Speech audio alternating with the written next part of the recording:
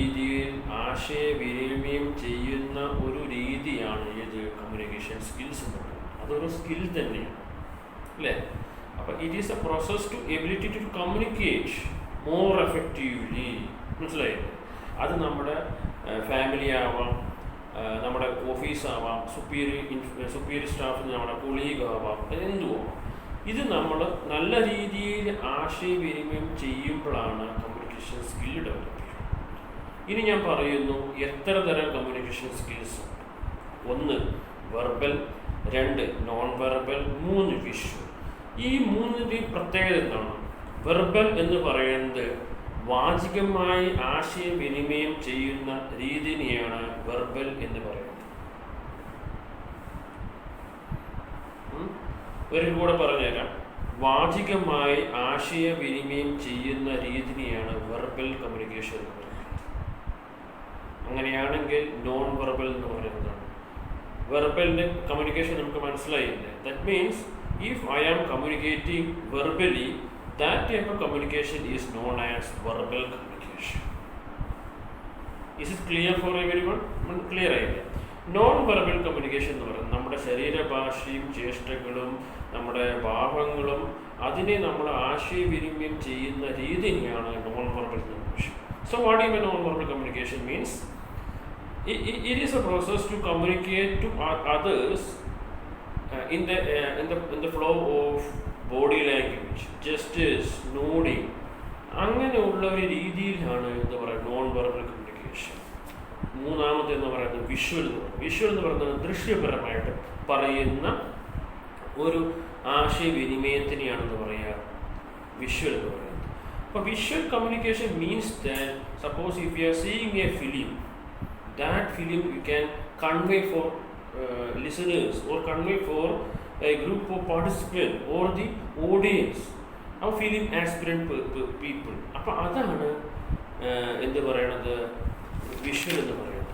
ഇനി നമുക്ക് ഈ കമ്മ്യൂണിക്കേഷൻ സ്കില്ലിൻ്റെ പ്രാധാന്യം എന്താണ് പ്രാധാന്യം? കാരണം ഇന്ന് നമുക്ക് കമ്മ്യൂണിക്കേഷൻ സ്കിൽസിന് ഒരുപാട് പ്രാധാന്യം.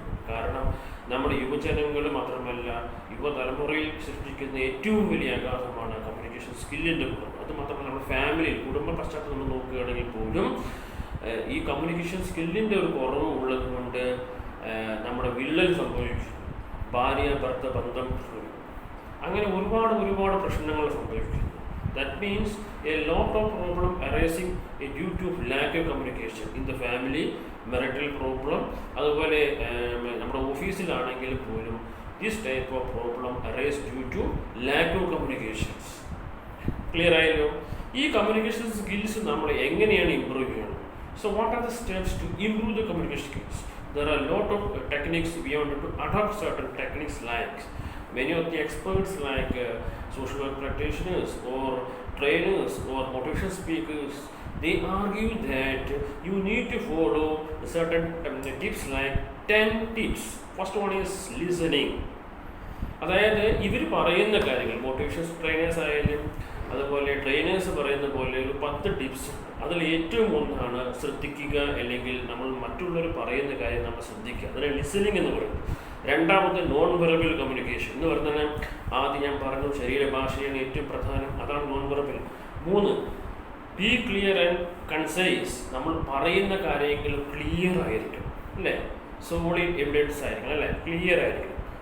4ാമത്തെ പോയിന്റ് ബി കോൺഫിഡൻറ്റ്, അല്ലേ? You should be always be confident. നമ്മൾ പറയും suppose if you are conveying a message or ideas, should be confident about your topics. നമ്മൾ പറയുന്ന കാര്യത്തിൽ നമുക്ക് ആശയവിനിമയം ചെയ്യുമ്പോൾ തന്നെ നമുക്കൊരു ആത്മവിശ്വാസം. Be empathetic. What is empathetic എന്ന് പറയുന്നതാണ് suppose if you are seeing a patient, you should be not sympathetic. You should always be a empathetic towards everybody. ഒരു തന്മയത്വ ഭാവം ഉണ്ടാവും.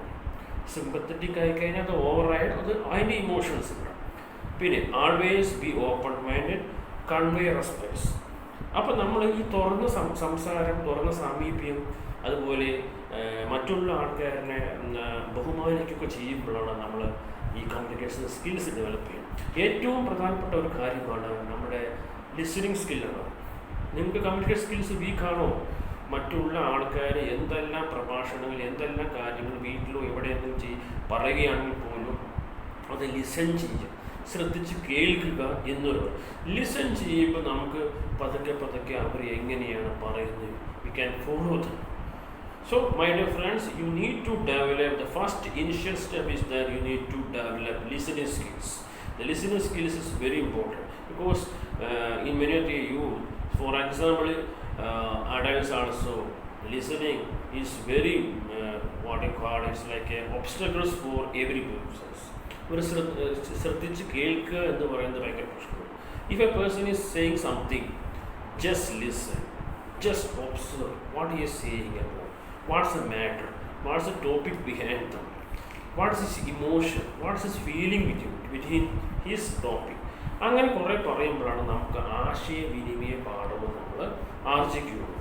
പിന്നെ ഇതിൽ ഏറ്റവും പ്രധാനപ്പെട്ട ഒരു കാര്യമാണ് സ്ട്രെസ് കൺട്രോൾ, നമ്മുടെ വിചാരങ്ങളെ control. What do you mean by stress control? Means suppose if you have any problems like negative argument or negative emotions, you need to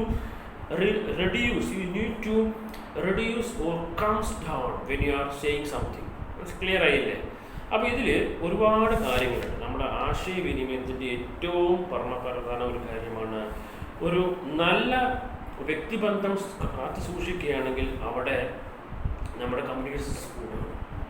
അതിൽ പല ട്രെയിനേഴ്സ് പറയുന്ന ഒരു കാര്യമാണ്, if yours communication skills like verbal communication is very good, so what will happen?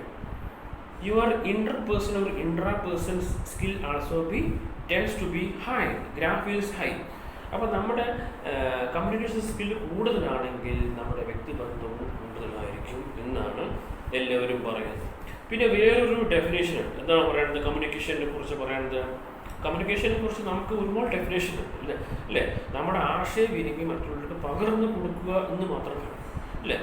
വേറൊരു definition എന്താ പറയുന്നത്? Communication is defined as the transferring information to produce greater understanding. എല്ലാം ഒരേ മീനിങ് അല്ലേ? നമ്മുടെ വിവരണങ്ങൾ മാക്സിമം കളക്ട് ചെയ്യുക എന്നൊരു ലക്ഷ്യം മാത്രമേ ഉള്ളൂ.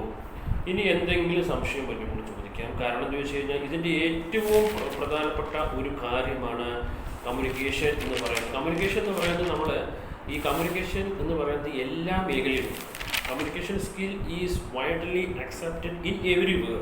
Suppose if you are working in art field or any like profession field like IT sector or any police department or teaching field, you should be always be good communication. You should be always be good rapport with teachers. In the case of you are working in a teaching field, should be always be good relation with other staffs. മനസ്സിലായില്ലേ? ടീച്ചേഴ്സുമായിട്ട് എല്ലാവരുമായിട്ട് വരും. So if you are saying about film field or art field, there is a correlation between film directors, script directors or script storyboard or film producers. If the relation is breakdown, what will happen? The project may not be go longer. ഇപ്പോൾ clear ആയില്ല? പറഞ്ഞ കാര്യങ്ങളെല്ലാം പറയുമ്പോൾ നർമ്മപ്രധാനമായിട്ട് കാര്യം ചോദിച്ചുമ്പോൾ ആശയവിനിമയം എന്ന് പറയുന്നതിൽ ഏറ്റവും പ്രധാനം കമ്മ്യൂണിക്കേഷൻ സ്കില്ലിൻ്റെ പ്രാധാന്യം വന്നു കഴിഞ്ഞാൽ എന്താ ഗുണം അറിയും? ഇപ്പോൾ ഒരു ബിസിനസ് മേഖലയിലായാലും പ്രൈവറ്റ് ഫേമിലാണെങ്കിൽ പോലും ഒരു നല്ല ആശയവിനിമയം ചെയ്യുന്ന ഒരാളിനെ സംബന്ധിച്ച് പറയുകയാണെങ്കിൽ he or she may have, he can reduce or he can reduce the problem solving എന്നൊരു സംഭവം ഉണ്ടാവും. എല്ലാ മേഖലയിലും ഒരു പ്രോബ്ലം ഉണ്ടാവും, പ്രോബ്ലം ക്രിയേറ്റേഴ്സ് ഉണ്ടാവും. അതിനെ സോൾവ് ചെയ്യാൻ അവരെ കൊണ്ട് സാധിക്കും എന്നാണ് പറയുന്നത്. മനസ്സിലായില്ലേ? അപ്പം ഇതിൽ ഏറ്റവും പ്രധാനപ്പെട്ട ഒരു കാര്യം, ഇനി നമുക്ക് കമ്മ്യൂണിക്കേഷൻ സ്കിൽ വർദ്ധിക്കുകയാണെങ്കിൽ നമ്മൾ ഒരു ഫേമിൽ വർക്ക് ചെയ്യുകയാണെങ്കിൽ പോലും ഒരു കമ്പനിയിൽ വർക്ക് ചെയ്യുകയാണെങ്കിൽ പോലും അവർ തമ്മിൽ നല്ല ഒരു അണ്ടർസ്റ്റാൻഡിങ് വേണം അല്ലേ? അപ്പോൾ ഇതിന് ഞാനൊരു ചെറിയൊരു പോയിന്റ്സ് പറയാം. നമ്മൾ എങ്ങനെയാണ് how we are going to develop the good communication skills. The first point is problem solving. If you are a very good person, you are a very capable person to solve the problem like business or any private firm, you are a very capable person. അപ്പോൾ problem solving ഉണ്ടെങ്കിൽ definitely that person is having interpersonal or intrapersonal relation. Second point പറയുന്നത് എന്താണ്? Alignment with business goals. Business goals means, suppose if you are working in a IT sector or a private firms, there should have certain goals to achieve certain limits. So for example, if your communication is weak, what will happen?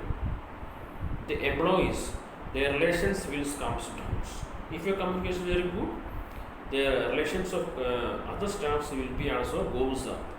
അപ്പോൾ അങ്ങനെ വരുമ്പോഴാണ് നമുക്കൊരു business develop ചെയ്യാനും പറ്റും. മൂന്നാമത്തെ point trust വർത്തിയാണ്. You should be always be trustworthy to every persons.